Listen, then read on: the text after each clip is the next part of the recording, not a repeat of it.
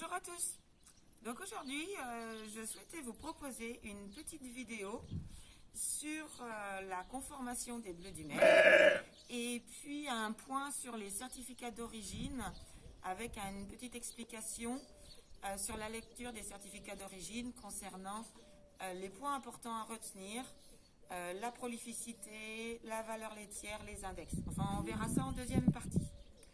Pour le moment, on va s'intéresser aux points essentiels à regarder lorsque l'on choisit un bélier. Les principales qualités qu'il faut rechercher dans les jeunes béliers bleus du Maine. Donc là, vous voyez, c'est un agneau qui a 6 mois. Il est né double. Alors, c'est toujours important de savoir s'ils sont nés simples, doubles ou triples.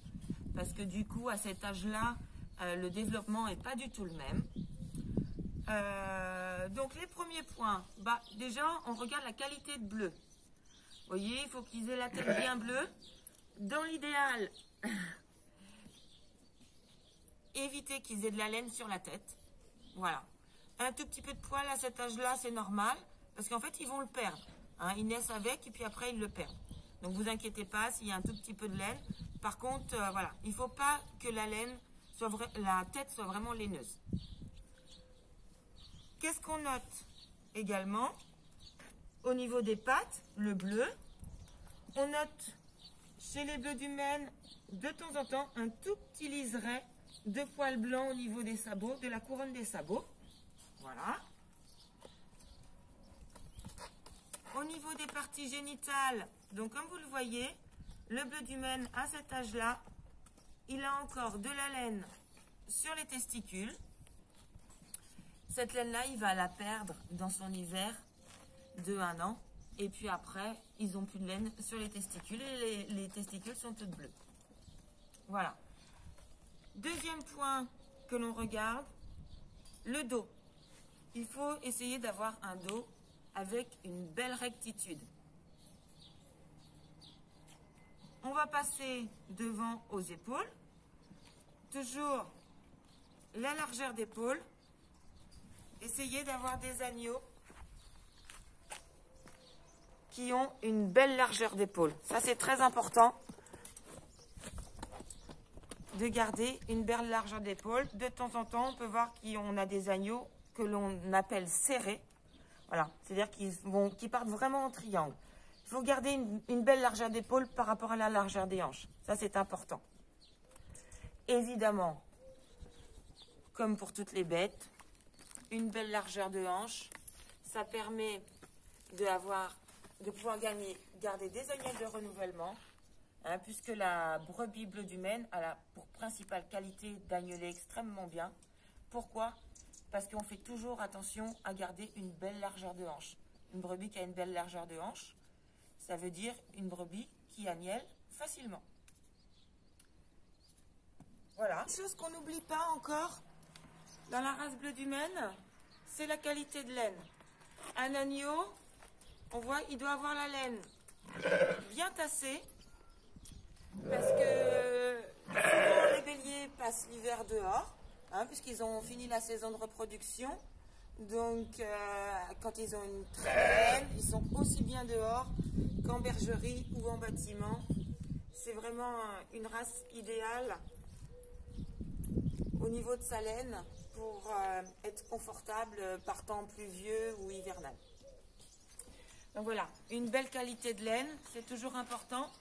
Et puis, si on veut, je dirais, être un peu plus pointu, on souhaite ne pas avoir de taches. Sont acceptées en race bleue du Maine des petites taches d'une grosseur d'une pièce inférieure à 2 €. Donc voilà, pas de grosses taches ou d'agneau noir. Je pense qu'on a fait à peu près le tour des qualités d'un agneau. Alors, on ne va pas se le cacher, quand on achète un jeune bélier, il faut vraiment, je dirais, avoir pas beaucoup de chance. Mais disons qu'on ne retrouve pas forcément toutes les qualités dans le même agneau. Mais en tout cas, et voilà, il y a des points essentiels. Hein. La conformation, le bleu, et puis il y a une chose dont je voulais vous parler. Surtout le caractère et le comportement. Je dirais qu'un bélier qui a un bon caractère et un bon comportement va vous faire des agneaux calmes. Et ça, c'est très important. Un agneau qui est calme profite beaucoup plus qu'un agneau qui est stressé. Voilà pour les petits conseils. Puis bon, je pense que celui-là, il remplit un certain nombre de critères intéressants. Voilà. Maintenant, on va passer au certificat d'origine. Deuxième chose importante. Donc voici le document que doit vous délivrer tout sélectionneur qui va vous vendre un bélier en sélection. Ça permet de garantir que l'animal est bien inscrit au livre généalogique. Donc on peut noter que ce certificat d'origine est délivré par l'organisme de sélection de la race, qui est différent en fonction de la race du mouton acheté. On note sur ce certificat d'origine le numéro de l'éleveur. Chaque éleveur a un numéro spécifique, ce qui permet de connaître l'origine de l'élevage de l'agneau. Et le deuxième numéro est le numéro de l'agneau par lui-même. Il est indiqué sur le certificat d'origine donc le sexe de l'animal, sa race, la haine bleue du Maine, sa date de naissance. Au niveau de l'indication de reproduction, on voit qu'il est indiqué monte naturelle, mais par exemple, si la brebis a été inséminée, il sera noté insémination artificielle. Voilà. Le point important, au niveau de la naissance, il est indiqué si l'agneau est né simple, double, triple ou plus.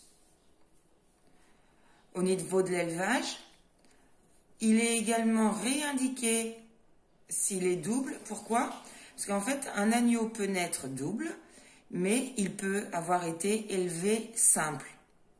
Donc, on renote son mode d'élevage simple, double ou triple. Le PAT à 30 jours. PAT à 30 jours, ça veut dire poids, âge, type à 30 jours.